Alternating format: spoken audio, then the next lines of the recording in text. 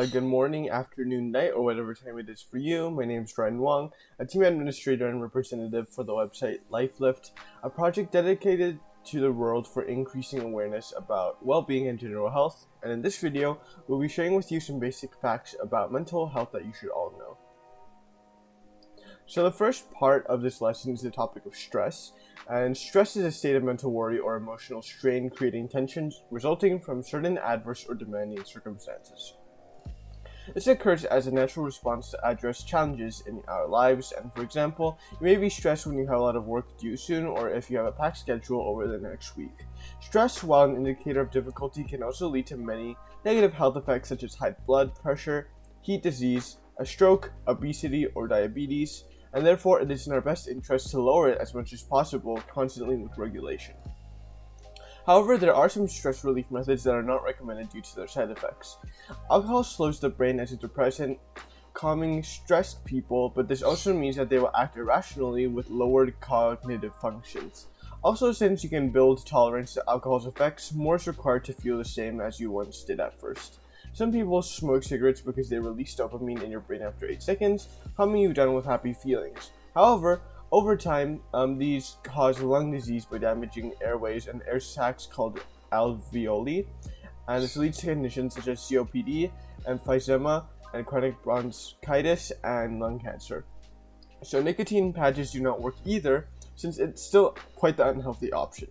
Some binge eat, meaning they eat lots of food in one sitting, because fatty and sugary foods dampen stress-related responses and emotions, but this can cause rapid weight gain and potential obesity for diabetes, heart disease, and cancer.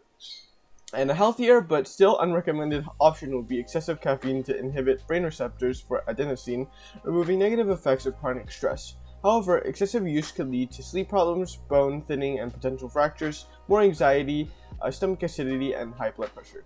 Also, just like alcohol, tolerances can be built, meaning more is needed for the same effect. Stress cannot be simply ignored too, since it can increase cardiovascular problem risks such as high blood pressure, heart disease, and heart attacks, as well as disrupt sleep for insomnia, fatigue, and high incident risk. What we recommend for stress reduction instead includes healthier options without harmful side effects such as breathing exercises, music, walking, experiencing sunlight, massages, and stretching. Choose what's best for you and ensure that you get what you need. So the second part of this lesson is the topic of depression.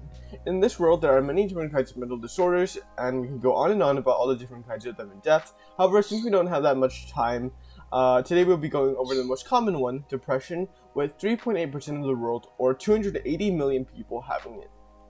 Depressive disorder involves a depressed mood or loss of pleasure in activities, extended feelings of sadness and unworthiness over a period of time longer than everyday mood swings.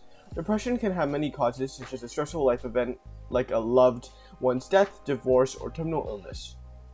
It can also be a result of depressing environments or original brain chemistries and genetics. However, there is no primary cause and often happens as a mix of different reasons. Depression can cause sleep problems, appetite, digestive and weight changes, physical pains, headaches, cramps, and most stereotypically suicide thoughts and attempts. If you or anyone you know has depression, don't take the short-term way out. Work out your condition and feelings and stay in touch with life. Take up exercise and be more active, face your problems, take on a healthier lifestyle, and make a routine. It doesn't have to be that fast. Take your time at a slow and steady pace if needed. Remember that depression is always a very serious issue, and reach out to anyone if you can. Contact your local suicide hotline for help under times of stress. The third part of this lesson is the topic of social media, and social media is digital technology platforms that allow for idea and information spread through words and pictures to create virtual networks and communities. Examples include Instagram, Facebook, and Snapchat.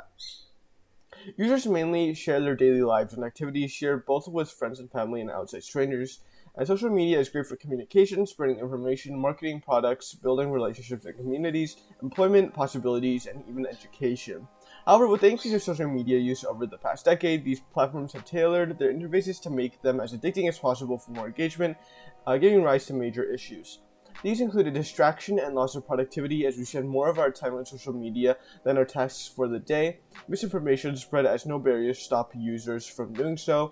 Privacy and data vulnerabilities as hackers and doxers take protruding information from other users for their own personal gain. superficial connections as fake relationships are made for, again, personal gain, cyberbullying and harassment as strangers mock and threaten users, especially young ones online, and of course, depression and anxiety as discussed before. These issues are not too present at hand for the normal person, but one wrong action or too much use online could cause any mixtures of these. For those who are addicted or want to slowly remove your time online, try setting limits on amounts by locking your device when time is up, deleting apps, turning off notifications, and starting a new hobby to deviate yourself from social media. Seek help and contact anyone you need, and try your best to not fall into the trap of corporations and their schemes for profit. And that's it for Life Lift's mental health overview, and we'd like to thank all of you for watching, but thank yourself the most for trying to improve yourself, information-wise or physically, no matter your condition.